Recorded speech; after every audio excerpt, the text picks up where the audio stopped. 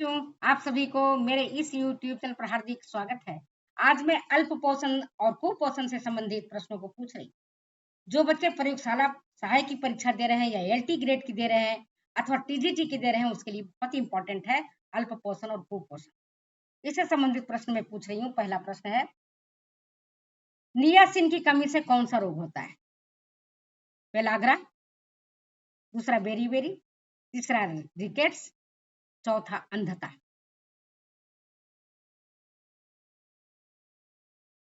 सही उत्तर, नियासिन की कमी से पेलाग्रा रोग हो जाता है, जिसे हम 3D डिजीज के नाम से जानते हैं। कौन सी डिजीज? 3D डिजीज कहते हैं हम पेलाग्रा रोग को। ठीक है। 3D में पहला डी डायरिया, दस्त हो जाता है। दूसरा डी डर्मेटाइटिस, त्वचा के रोग हो जाते हैं, स्किन के रोग हो जाते हैं। और तीसरा डिमेंशिया, मानसिक विकार हो जाता है, पागलपन वाली स्थिति हो जाती है। और अगर इन तीनों का इलाज नहीं किया जाए तो चौथा डी होता है डेथ, मृत्यु हो जाती है। ठीक है, समझ गया बात को? तो नियासिन की कमी से हो जाता है पेलाग्रा। पेलाग्रा में 3 लक्षण होते हैं, डायरिया, डर्मेटाइटिस और डिमेंशिया। दस्त, त्वचा का रोग और पागलपन समझो, नाड़ी विकार। और चौथा होता है डी। नेक्स्ट क्वेश्चन,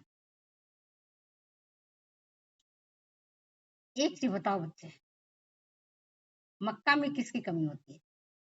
मकई जिसको हम कहते हैं मेज, किसकी कमी होती है? ल्यूसिन की, ट्रिप्टोफैन की, नियासिन की, या इनमें से कोई नहीं?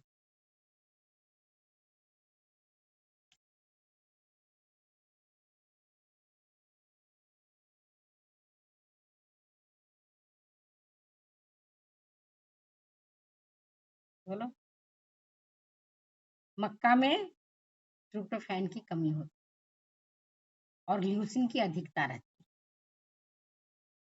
अगर और जब ल्यूसिन की अधिकता रहती है, ट्रिप्टोफैन की कमी होती है, तो पेलाग्रा रोग अधिक होता है। जो लोग मक्का पर ही आधारित हैं, अनाज में केवल मक्का ही खाते हैं, या और दूसरे पोषक तत्वों से युक्त आहार को ग्रहण नहीं करते हैं जो नियासिन प्रदान करने वाले हैं, तब उन लोगों को पेलाग्रा रोग हो जाता है।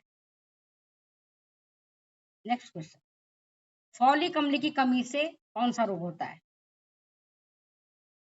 फॉलिक अम्ल की कमी से कौन सा रोग होता है? पहला रक्त अल्पता, दूसरा बेरी, तीसरा ऑस्टोपोरोसिस, चौथा जीभ में छाले। जीभ में छाले, मेरे भी 15 दिन से जीभ में छाले हैं। जीभ में छाले हो रहे हैं, मैं भी परेशान हूँ। पूरा का पूरा मुख जो है ना, जीभ के छाले से स्वाद ही नहीं आता है चीजों का, खाए नहीं जाता है पहली बात। तो फॉलिक अम्ल की कमी से हो जाता है रक्त अल्पता, खून की कमी। और कौन सी रक्त अल्पता? मेगालोब्लास्टिक रक्त अल्पता हो जाता है। इस स्थिति में रक्त में हीमोग्लोबिन की मात्रा जो होती है वो 6 से 9 ग्राम पर 100 मिलीलीटर ऑफ ब्लड हो जाता है। मतलब 6 से 9, मतलब बहुत कम हो जाता है रक्त अल्पता। सीवियर जिसको कह सकते हो आप, माइल्ड नहीं, सीवियर। नेक्स्ट क्वेश्चन, फॉलिक अम्ल प्राप्ति का उत्कृष्ट साधन क्या है? फॉलिक अम्ल प्राप्ति का उत्कृष्ट साधन क्या है? पहला है शुष्क खमीर, दूसरा है अंकुरित मूंग, तीसरा है तिल, चौथा है संपूर्ण आटा। सही उत्तर क्या है? सही उत्तर है शुष्क खमीर, ड्राई ईस्ट। शुष्क खमीर फॉलिक अम्ल प्राप्ति का उत्कृष्ट साधन है। इसके बाद आता है अंडा, मांस, यकृत, इसमें भी इसकी प्रचुरता रहती है। तिल एवं संपूर्ण अनाज में भी यह खूब मात्रा में मिलता है। नेक्स्ट क्वेश्चन आपके बीच वो ये, फॉलिक अम्ल का अवशोषण कहाँ होता है? किस अंग में होता है? फॉलिक अम्ल का अवशोषण किस अंग में होता है? पहला आमाशय, दूसरा पेनक्रियाज, तीसरा यकृत, चौथा छोटी आंत, किसमें होता है? बोलो। फॉलिक अम्ल का अवशोषण बॉडी में छोटी आंत में होता है। स्वतंत्र फॉलिक अम्ल, जिन्हें हम टेट्राहाइड्रोफोलिक अम्ल कहते हैं, उनका अवशोषण हमारी बॉडी में अति शीघ्रता से हो जाता है और इसका जो संग्रहण होता है, स्टोरेज होता है, वह होता है हमारा लीवर में, यकृत में। और इसका जो एक्सक्रीशन होता है, उत्सर्जन होता है फॉलिक अम्ल का, वो मल और मूत्र के रूप में शरीर से ये बाहर निकलता है। नेक्स्ट क्वेश्चन आपके पास इंपॉर्टेंट, अचानक शिशु मृत्यु सिंड्रोम का क्या कारण है? अचानक शिशु मृत्यु सिंड्रोम का क्या कारण है? विटामिन सी की कमी होना पहला, दूसरा विटामिन डी की कमी होना, तीसरा बायोटिन की कमी होना, चौथा विटामिन ई की कमी होना। कौन सी सही उत्तर है?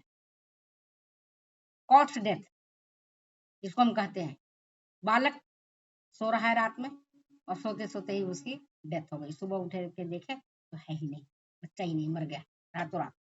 क्या हो गया? जिसको हम कहते हैं शिशु का बिस्तर पर ही लेटे लेटे डेथ हो जाना। अपन कहते हैं खिला के, दूध पिला करके हमने अच्छे तरीके से बच्चे को सुलाया था, पता नहीं क्या हो गया रात में, और सुबह हमारे बच्चा तो रात में सोते सोते ही मर गया। सो कहते हैं अचानक शिशु मृत्यु सिंड्रोम।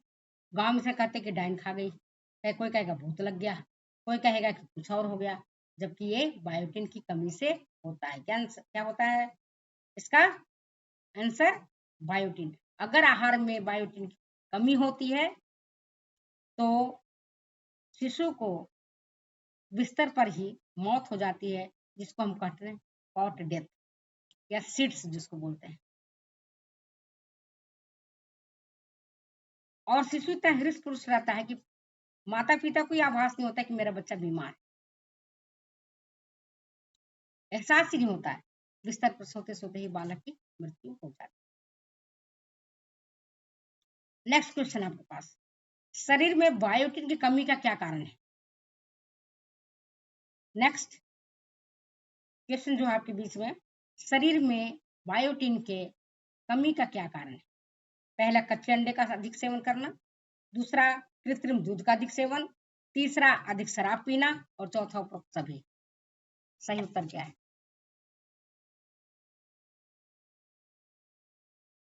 सही उत्तर है उपरोक्त सभी। जो लोग कच्चे अंडे का सेवन करते, कई बच्चों को हम देखते हैं, कई लोगों को देखते हैं कि कच्चा अंडा को ही ऐसे खा जाते हैं, पी जाते हैं मुंह में लेकर। कई लोग कच्चा दूध को ही, मतलब जैसे ही गराता है माँ के, भैंस के या गाय के दूध से जैसे निकलता है स्तनों से, और फटाफट पी लेते हैं।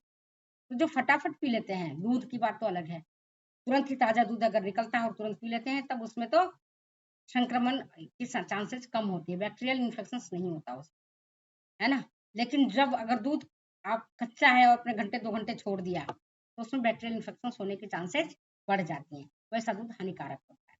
और जो बच्चे कृत्रिम दूध पर पलते हैं, माता का दूध उनको नहीं मिलता है, और ऊपर से हम इसको बायोटिन से संबंधित हम कोई सप्लीमेंट नहीं देते हैं, तब उनमें बायोटिन की कमी हो जाती है और उनकी डेथ हो जाती है। जो लोग अधिक शराब पीते हैं उनमें भी बायोटिन की कमी होती है।